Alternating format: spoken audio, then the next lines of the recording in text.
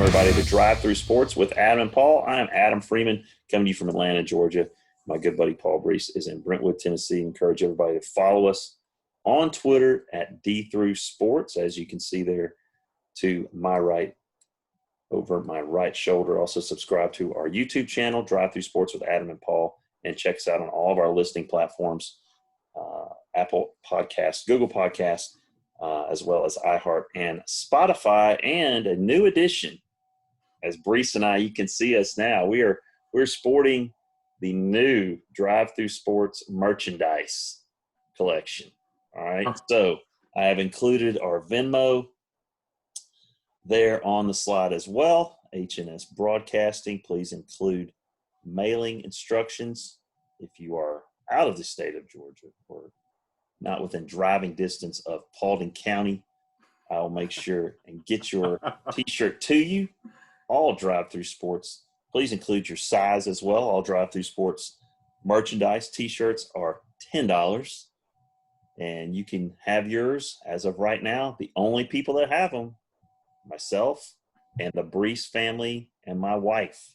Okay, so it is a very exclusive club right now, Paul. You guys, I kind of surprised you guys today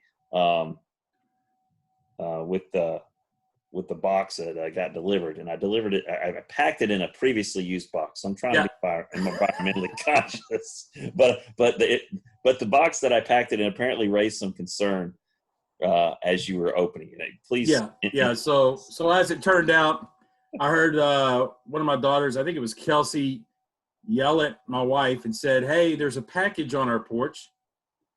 And obviously she was doing something. She goes, "Go get it." So she came around and brought it into the kitchen, and, she started opening it, and she goes, "Wait a minute, this says to Paul Brees." And I was like, I'm not the guy that orders stuff online. I let my wife handle all that. And then I said, "Wait a minute, what's this sticker on the side of the box mean?" It looked like this flammable battery sticker with a picture on it that made it look official, and I tried to say, whoa, wait a minute, let's easy when we open this. And she had the scissors, and it was too late. And thank goodness this is what was inside. And all my kids were extremely excited. They feel like, you hit a certain plateau when you start doing your own merch, right? That's right. And so they listen. Who knows? We've talked about this before. Get on the front end of this thing. This is just like any kind of stock out there. Buy early. It's going to be huge. Buy low, man. Sell high. It's like a penny stock right now. Absolutely. But I'm telling you, it's going to go through the roof. And I'll tell you one thing too. Another things that I have learned as I have gotten older. There's not a kid out there that doesn't love a free T-shirt and a free Chick-fil-A chicken biscuit. You can get a kid to do anything, chores, whatever, doesn't matter, extra homework. Hey, will you go in the lunchroom and announce this? I'll give you a free T-shirt. Okay. Hey, can you do this for me? Here, get yourself a chicken biscuit while you're at it. Hey, yep. If you guys raise the most money for homecoming, we'll have a free Chick-fil-A breakfast. Okay. Yeah. It's universal. T-shirts are the same. Give away a free T-shirt. Kids go crazy. They go crazy for it. I'm telling you, they love it. They love it. Well, I'm going to try to see if I can find someone to weed eat my yard for one of these T-shirts. Well, if you've got some extra ones, say, "Hey, look, I can't pay you, but what I can give you is something that very few people have." And there's your bargaining chip right there. There's your priceless. Well, priceless. Yeah, absolutely. Well, we're going to get started tonight. As you can see, our hot takes. This is a really hot take here, and I've got the NFHS logo over my left shoulder here. In the state of Ohio, they have actually the Ohio High School Athletic Association has actually been in talks and to get high school sports going again by June the 1st. or lifting everything by May 26th, and obviously things getting back to going, with some moderations, with some adjustments.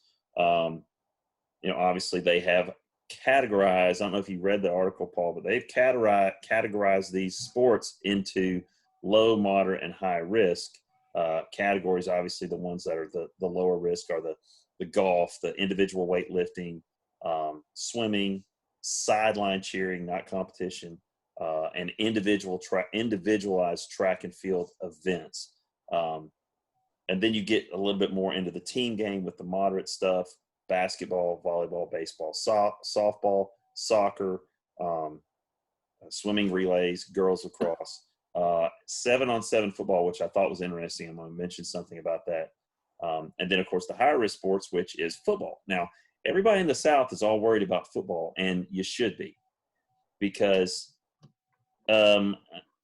until these restrictions are softened, I really don't see how you're going to be able to have high school football.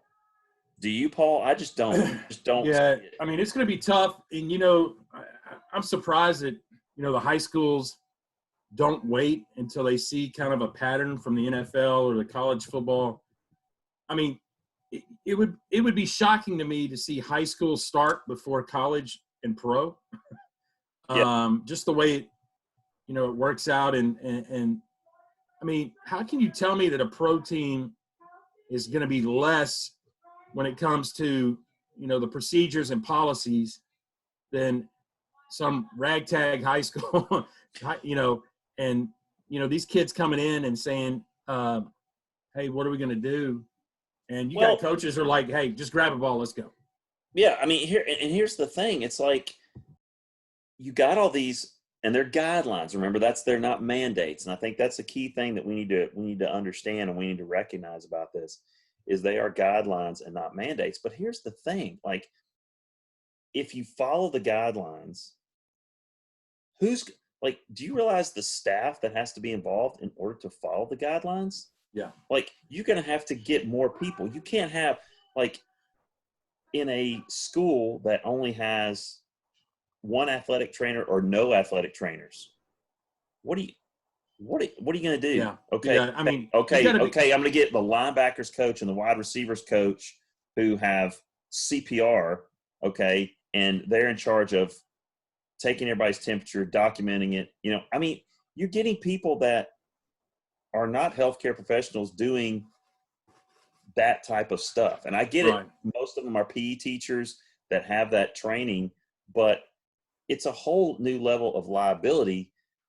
And like you said, exactly what you said, I don't understand how high schools can be thinking about opening when colleges, Division I colleges, they just said that they're going to be doing things starting back in facilities on June 1st for basketball and football.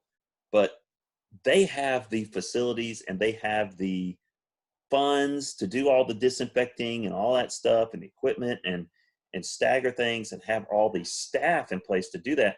I don't know that high schools have that. I mean, I'm just thinking about our high school. Yeah. I mean, you guys, and we're just like the state of Tennessee, position. we have so many small high schools, right? Yeah. Single A high schools that obviously do not have the facilities. Hey, their workout room, maybe a back closet in the gym or something.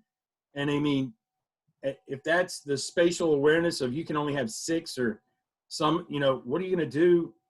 We've been told that, if we're going to be in a group, got to keep it to 10. You got to wear a mask. You got to keep them 6 feet apart.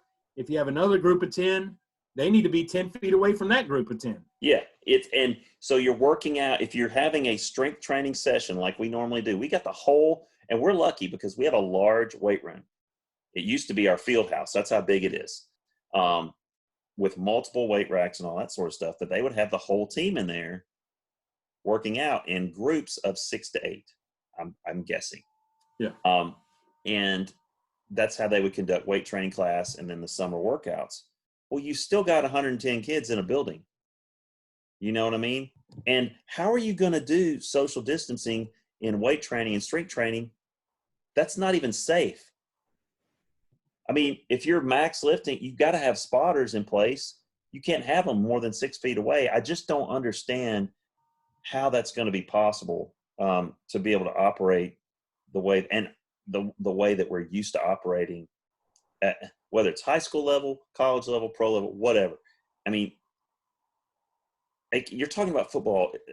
It's a collision sport. And that's why I get back to the 7-on-7 being moderate risk versus the high risk regular football. The 7, maybe, I'm just thinking, maybe you go and you're playing 7-on-7, Yeah. I mean, I don't know. I don't know what the answer is, but I don't think it's going to happen with 11-on-11 in full pads wearing masks under their helmets. Well, I do know this. That's what they're suggesting, with all the coaches and all the kids on the sideline wearing masks under their helmets and the coaches wearing masks. So the two thoughts are this. The National Federation, the high school has definitely done their homework and are trying to cover themselves with this 16-page document. Guidelines. Okay? Again, guidelines. Guidelines, I'm sorry. Guidelines. Yeah. And how they've stacked it in phase 1, phase 2, phase 3. And they talk about the different the risk of sports. And you talked about who's going to do all this. I mean, there's just you don't have time. So I guess the whole big point is this. I mentioned this to our football coach at my school. I said, would you be willing, or what would you think about football being played in the spring? If we weren't ready, or there was something that, a second wave of this comes up, or, something cancels school. I mean, the worst case scenario for high schools is that you get started and then it gets shut down. Yeah, exactly. And it's like I mentioned, you got one shot at this to start it at the right date. And I hate that that's how it is, but that's how it is. And if you go too early, it's like you're piloting the space shuttle and you're attempting to re-enter the atmosphere, right? Okay. If you come in too steep, you burn up. If you're not steep enough, you ricochet off the Earth's atmosphere and go into outer space. You've got to come just at the right time, and it's got to be coordinated with, in Georgia, over 350 member schools in the GHSA. Yeah. And they had also mentioned that there's a USA Today article that talks about leaving it up to the districts to decide. Okay, well now you're opening a whole other Pandora's box, because there's already a huge disparity in Metro Atlanta and South Georgia when it comes to football, like with heat related stuff. Well, I guarantee, Camden County's practicing. Yeah. You know what I'm saying? Like these are mandated things that, okay, if it's over this amount, you're telling me it's not 95 degrees in Valdosta? Well, they're probably practicing, and there was always this thing about, I guarantee they're probably not following the rules. They're always, they're not going to miss a practice, all that sort of stuff. And so if Cobb County decides they're going to shut down football, well, and Gwinnett County still practices. I mean, what do you do? It's just leaving it up to, and I've read a lot about it. They are leaving it up to the local schools and their superintendents. It's going to be essentially up to the superintendent of each system to decide what they're going to do. And that's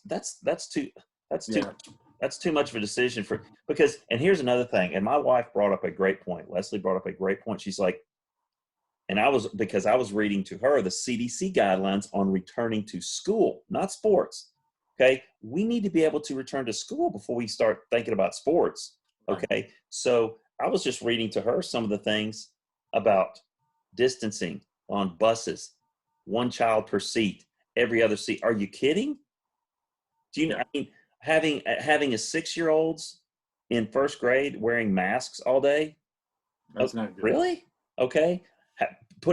Having partitions between sinks and bathrooms, not having kids eat in the cafeteria or have recess because they're large gatherings, having kids eat in the classrooms, staying with the same group all day. How's that going to work in high school?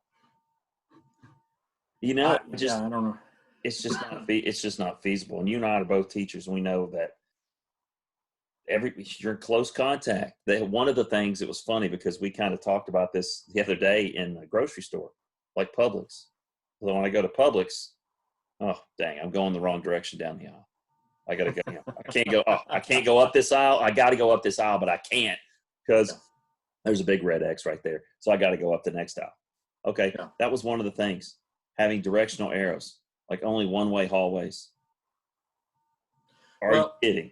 So again, it's something that's not feasible financially or just logistically. I don't think now, so. correct me if I'm wrong. And again, I'm no expert at all. But once the vaccine is developed and tested and given the green light, I mean, things should be kind of right. I know we're talking about just.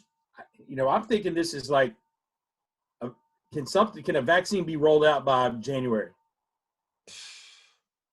Because normally they said, 15 to 18 months. 12 to 18 months is normally the time. They're fast-tracking this one. Yeah. But here's the thing. I mean, and talk to anybody, any healthcare, this thing's mutating, man. It's different.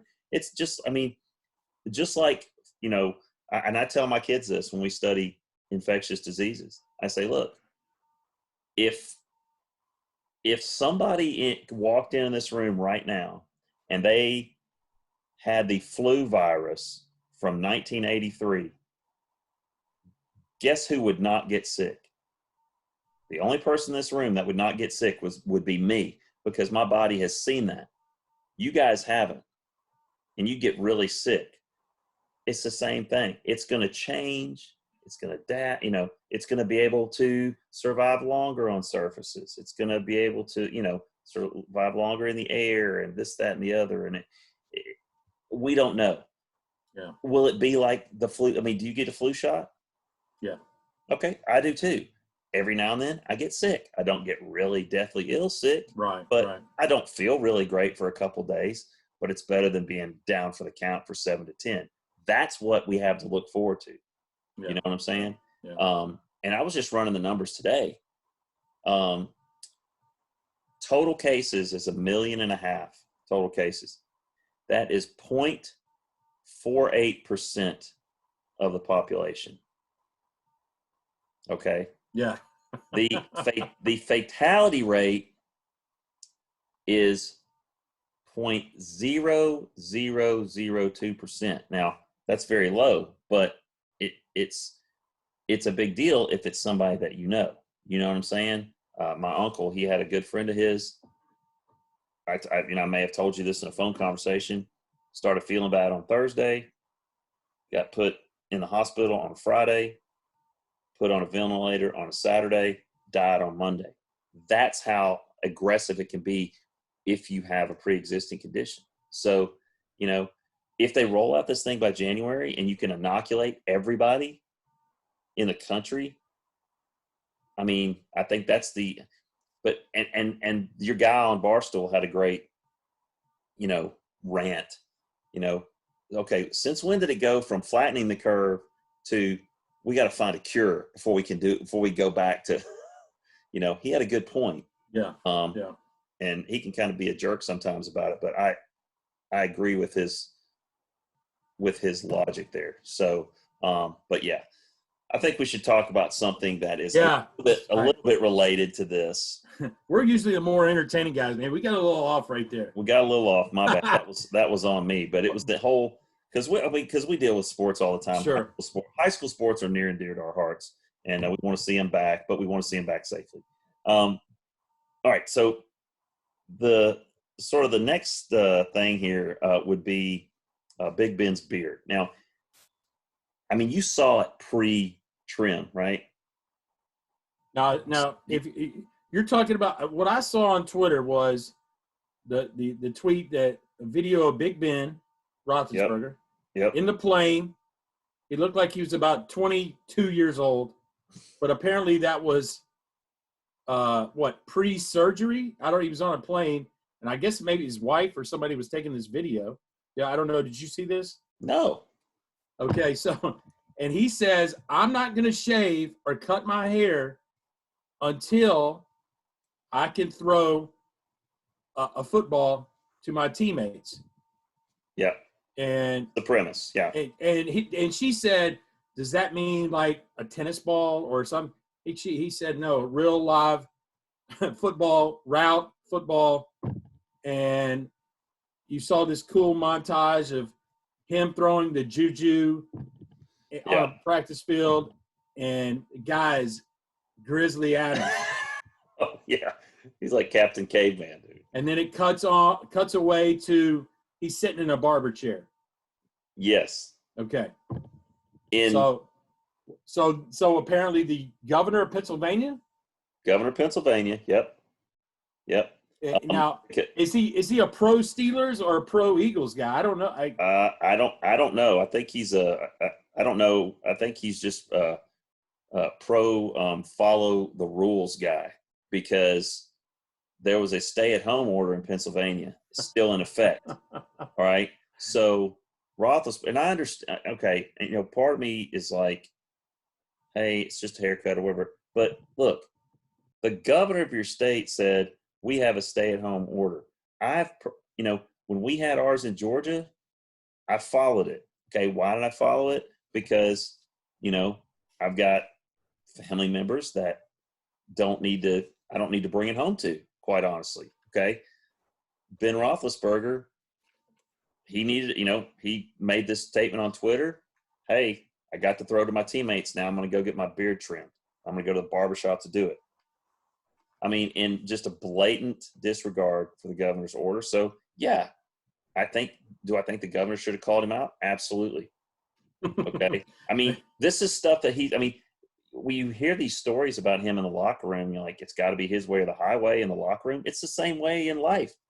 Don't tell me I can't do something. Yeah. Oh, don't tell me that, it's a public health thing. I'm just going to here. I'll just go to my barber, and having, so I can understand how some people downplay it. Yeah. But hey, they might have downplayed it. The Steeler fans are jacked up, man. Oh yeah. They're geeked. Well, it wouldn't take much. After what they had to deal with last year.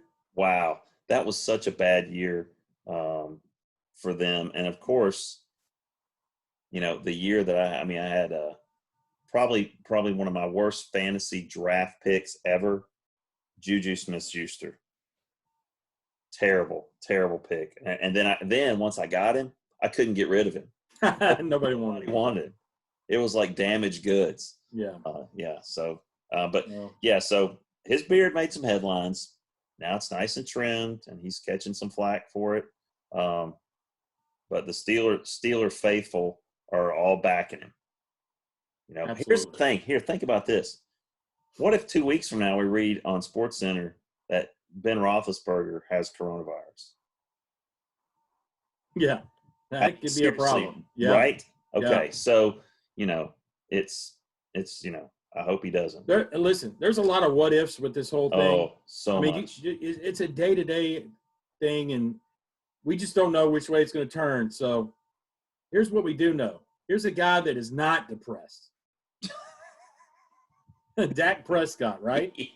Yeah, he's loving life right now. First of all, we finally find out the dollar amount. Okay, because for a week, it was like he got offered this deal and nobody knew what it was. Correct. So it finally comes out that's 5 years, $175 million, and he's got to think about it. Really? Because he doesn't want to take a 5-year deal. He wants a 4-year deal with an option for a 5th year for more money. So, hey, I got 2 words for you, Dak Prescott. Andy Dalton. You don't like it? Don't worry about it. We got somebody. We got a guy that can throw it around, and I mean, he's going to be okay. He's probably one of the top 3 backups in the league. Oh, easily.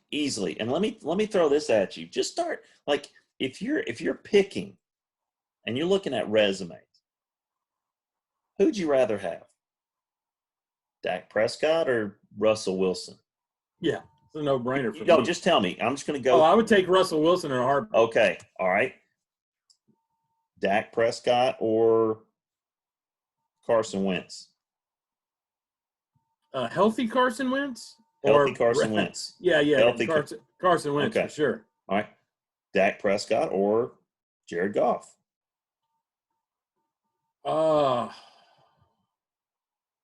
Man, you know what? That's close. That's probably the closest one you've given me because, Jared Goff is kind of a wild card. Definitely has the ups. Dak has so many more weapons, in my opinion. I mean, you take Jared Goff, put him on the Cowboys, and you're talking about. But so I guess the answer is Jared Goff, right? Yeah, because you're like, he's got weapon. Okay, yeah, put him on the Cowboys. Yeah, we win some games. All right, here's one for you: Dak Prescott or Matt Ryan. Oh man, ask me about 3 years ago. I don't know. Hey man, look. Here's the thing about Matt Ryan. He's one of the most accurate passers in the game. Yeah. I mean, him and Breeze are right up there. I think I'd rather have Matt Ryan. But Dak really doesn't have that consistency. I think he's got that. He's got the big arm. He can make the big play. He can make the play out of the pocket with his legs, which is why the Cowboys think he's worth that money. That's what, $35 million a year for 5 years. Yeah, I don't know how much of it's guaranteed, but we finally found out about his deal. We finally found out how what he offered, and he's not jumping at it, which I don't understand. I'll tell you this, and this is just my opinion, is when an NFL team feels like they have a franchise quarterback, no matter what happens, they do not want to see that guy go, even if he's played bad, played good. I mean, listen, if you ask me as a Titans fan, would I take Dak Prescott? I'd probably say yeah. Just because Ryan Tannehill, I mean, he's just the guy that he's serviceable. He just directs traffic, and 22's back there in the backfield to bail him out. I think Dak would probably have a better option. I hope that Tannehill can prove me wrong this year, but because he just signed a 4-year deal, right? Yeah, and that's again, it's the same thing. The Titans felt like they found a franchise quarterback. They don't want to let him slip through the cracks to somebody else, and they're going to sign him, and they hope and cross their fingers that he's going to pay off. And here's the deal too. With that is the Titans. This could really be good for them because I think they're only paying him like $16 million a year. Okay, so not only that, but last year they even had the Dolphins paying him. Yeah, they really had a good deal. Yeah, so I mean, you can improve your entire roster by not having all of your money in one guy. So which was actually what the Cowboys owner was saying before Dak's deal got made. It's like, well, it's been proven that teams don't win that have X amount of percentage of their money going to the quarterback. Right. He was trying to do an analytics thing to sort of muddy the waters a little bit, but he finally got his deal. Whether he'll accept it is still up to him. Whether he'll just keep that franchise tag for a year and maybe opt out, I don't know. Which gets us to something that is very cool. The human interest side. The human interest portion. Oh, and there they are coming at you. The 80s TV shows that we grew up on and were raised on, and just shaped us. And I've seen every single episode of the A-Team. By far, growing up, it was one of my favorite ones. That, the A-Team, and I want to say A-Team and Miami Vice maybe were on the same night, back to back. But yeah, I don't ever remember. I don't ever remember missing an A-Team episode. Because remember, now here's the thing that our kids don't get. Like, if you missed an episode back then, you missed it.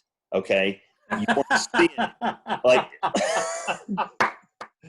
am I right? Yeah, you're exactly right. Okay. If you weren't sitting in front of the TV at 8:00 to watch this thing, you missed it. If you went to the bathroom and got held up and didn't make it back before, you missed it. You missed something. Okay. There's no DVR. There's no pause. There's no Hulu. There's no Netflix. There's no, YouTube TV, rewind and all this stuff and library and playlist. And if you weren't there on Tuesday at 8:00 to watch the A-Team, then you missed the A-Team, unless you could figure out how to set the clock on your VCR and program your VCR to record it. Let me tell you something. That was a very difficult thing to do. Listen. First of all, you got to explain. VCR, some people may not even know what that is. Video cassette recorder. Okay. Now, the first one we got it in 1981. It was about the size of a kitchen island. That's how big it was. It was enormous. It was probably about 8 inches tall, and it covered the entire top of our TV, which was a TV back then was a piece of furniture, right? That you set stuff on, pictures and stuff like that. Okay. It actually had dials on it. That's how big it was. Okay. And when you hit the eject button, the thing popped up, and you stuck it in there and had to shove it down in there. And kids don't get this, man. Like when you would go, there was very few movie rental places. Okay. And you'd have to have a membership. Okay. And the place that we went, there's this place in Franklin called Video Showtime, and they would rent video games too. But here's how you would have to do it. You would have to write a check for the cost of the entire movie or video game. Correct. It would hold the check, and then you'd pay $5 to rent the movie for a night, or $10 for 2 nights, or whatever. Yeah. When you physically bring the movie back and hand it, wait a minute. He tears up the check. I got to interrupt you. If you didn't, please be kind and rewind, or that was going to cost you a few more dollars. That was $2 extra if you didn't rewind the tape. That was another $2 charge that you got tagged on there. Unbelievable. So if you missed the A-Team, or in your case, Fantasy Island, dude, you're out of luck. Okay, if you miss, Tattoos, screaming the plane, if you missed it, you missed it. So yeah, a lot of great stuff about 80s TV, and just getting to watch it was one of them. And if you had to, I don't know, you probably didn't have this problem, but my sister and I, you fight over the TV. We don't have 5 TVs, right? House like we do now. We got a TV in just about every room. We had the one TV, and if somebody was watching something, you had to ask them, hey, can I watch this? And there had to be some kind of agreement, bartering system. Hey, I'll do the dishes, I'll do your chores for whatever. So, but yeah, A-Team, those are my dudes. And I still love seeing the old episodes they get rerun on all different, old time channels. What did you like about Fantasy Island? Well, here's what I love about the A-Team, the fact that there was a lot of shooting and guns and stuff. There's a lot of innovative stuff, but nobody ever got shot. Okay. Nobody ever got shot. There was, and I love the whole, I love it when a plan comes together thing, Hannibal Smith. Yeah. Well, and I think your show would probably be, more widely known just because of Mr. T's presence in the A team. Oh yeah. Whereas Fantasy Island, you know, we may have people that have no clue what that is. And so my draw to the whole thing was, it was on this Mr. Mr. Rourke, right? No, Ricardo Montalban. Ricardo Montalban. The guy that played Mr. Rourke. Rourke, yeah. I mean, this guy has this resort in the Pacific Island oceans of whatever. Yeah. And you would go there and you would tell him your fantasy. Now, I mean, it's like having a one wish, you know, and this guy would somehow create that wish. Yeah. Albeit it's going to cost you a price. And his sidekick there, Tattoo, hey, you know, always had to have a good right-hand man. Yeah. And so that guy was it. But, you know, I think the draw was, man, this guy can live your dream for one day or a weekend or whatever. Yeah. However it was escape. It was the escape. You want absolutely. What? Absolutely. Okay. What this person wanted to be this. How are they going to do it? Yeah. Yeah. How are they going to recreate it? It was an interesting show. Absolutely. And obviously it played after Love Boat. And I know you couldn't watch the show Love Boat. No, I wasn't allowed to watch Love Boat. So I rarely got to see Fantasy Island. It was time to figure out the VCR.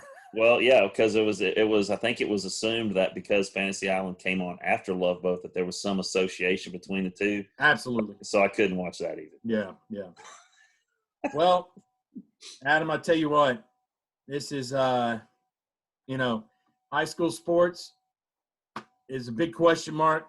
Passionate. We're passionate about it, but we want to get it back. We want to get it back safely though. Yeah, Roethlisberger, hey, don't be that guy. Just go throw your football. You don't have to make a big deal about it. Yep. Speaking of deal, Dak Prescott, watch your back.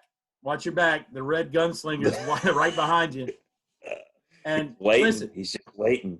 He's 80's television. One play away. Yeah, 80's television. It was tremendous. Oh yeah, great stuff from Fantasy Island, Love Boat, A-Team, Miami Vice. I mean. And my kids would, if they sat down and watched the show right now, they would make fun of it. They would be like, "What?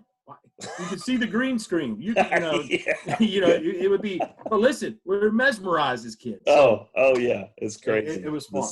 The effects are pretty bad, but encourage you guys to subscribe. As you can see, subscribe to our YouTube channel as well as listen on our platforms here: Apple Podcasts, Google Podcasts, iHeart, and Spotify. And also Venmo us $10. H&S Broadcasting. Get your very own Drive Through Sports t-shirt like Paul has right there. And as well as take a look at our next video that's on the screen right now. You can just click on that immediately.